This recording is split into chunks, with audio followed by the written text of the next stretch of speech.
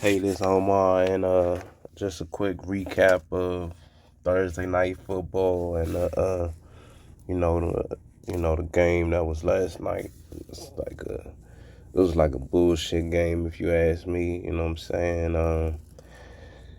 It's just a lot of stuff that just went down that just affected the game one way, which is cool. KC the home team, so what I'm saying, they gave them a W.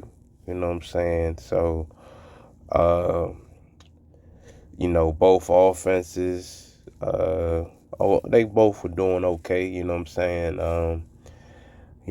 Patrick Mahomes, he did his thing. I mean, kind of like a moderate game. You ain't gonna say that was a dominant performance. He only had 235, 24 completions, 35 attempts. Two touchdowns, no interceptions.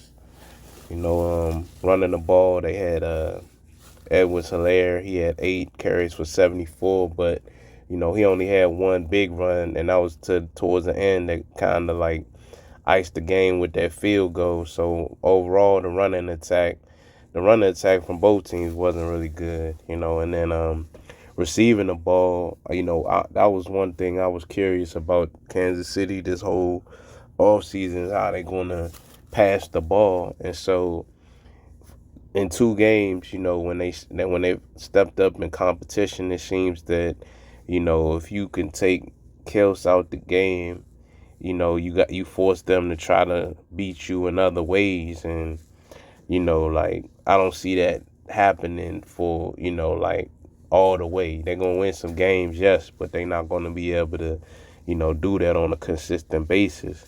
They'll get some wins for sure. You know what I'm saying? Like, I give them respect. Kelsey had 5 for 51.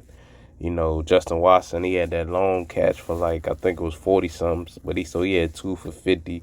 So everybody kind of had moderate games. Hartman had 3 for 49, and Edwards-Helaire had 4 for 44. The people that they signed, MVS and JJ, they really been a non-factor so far in the first 2 games. 2 receptions for 13 for MVS, and JJ had 2 receptions for 13 yards. The defense definitely stepped up in the second half. They started getting sacks once Lindsey and Pimpkins, both of them got hurt for the Chargers, and it seems like either they were pressuring. They didn't get a ton of sacks. They only had 2 by Chris Jones, but they pressured Justin Herbert a little better, which made him throw the ball a little faster than he was trying to. So, give the rookie dude, Jalen Watson, he deserved props. He made a hell of a play. He caught the ball at the goal line, and he took it for a score. That was good. It's a bullshit because Everett, you could see he was gassing, and he didn't run that play all the way through. And because he didn't run that play through, it turned out to be a pick six. If he could have just bumped the dude probably would have tripped, and they probably would have had to punt the ball. You know what I'm saying? But that score kind of affected the game, and especially since if you go to the beginning of that quarter, it was 17-7. The Chargers scored with the Mike Williams touchdown, and then on the following drive, Mahomes throw the ball is clearly intercepted by Shawnee Samuels Jr. And the refs wanted to find some way, because by looking at that, literally you could not see a definitive answer that it wasn't an interception. So they just said, "Fuck it, is not an interception." So you saying, "All right, cool," because if you go ahead and give the Chargers that play right there, they either get 20 or they get 24, and then they lost by 3. So that means I would have guaranteed probably a overtime or whatever.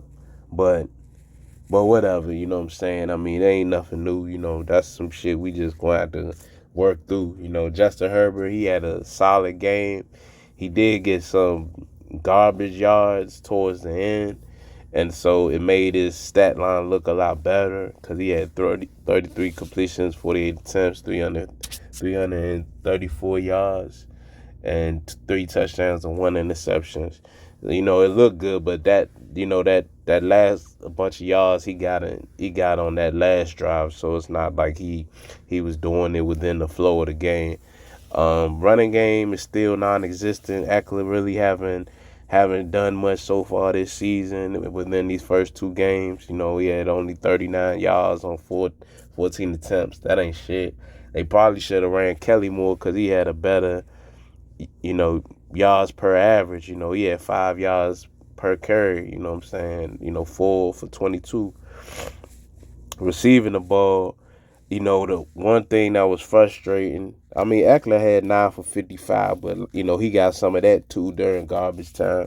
But Mike Williams, that's the one who was killing it, with, 8 for 113, but he should have had way more.